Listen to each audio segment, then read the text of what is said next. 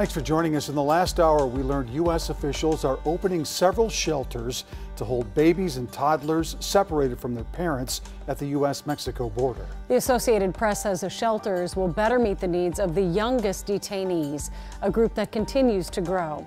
This comes as President Trump shows no sign of backing down on his border policy, even as pressure builds from lawmakers on both sides of the aisle. An issue that will likely take the spotlight during President Trump's rally tomorrow in Duluth. Carol Evans, Kent Erdahl has our top story. The Department of Homeland Security now confirms that 2,342 children were separated from their parents at the U.S.-Mexico border since last month, when the Trump administration's zero-tolerance immigration policy went into effect. According to ProPublica, this is what it sounded like, as 10 of those children from Central America were reportedly separated from their parents on one day last week. We're going to try and see if we can fix it. Thank you very much.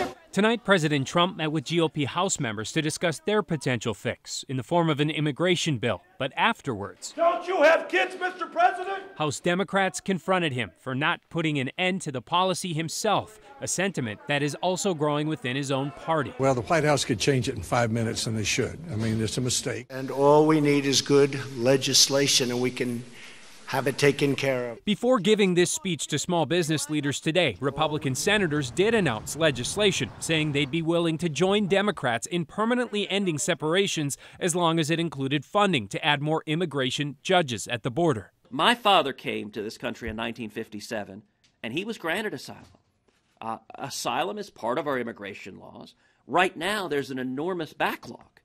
And so if we solve the backlog, we can solve this problem and ensure that children are kept with their parents. We don't want judges. We want security on the border. We don't want people coming in. We want them to come in through a legal process like everybody else that's waiting to come in. Minnesota's Democratic senators are among those supporting a bill that would put an end to the separations. Today, Governor Dayton also said he will refuse any request to send National Guard troops to help secure the border until the separations end. He joins at least 7 other governors who have already done the same. Julie? All right, thank you, Kent.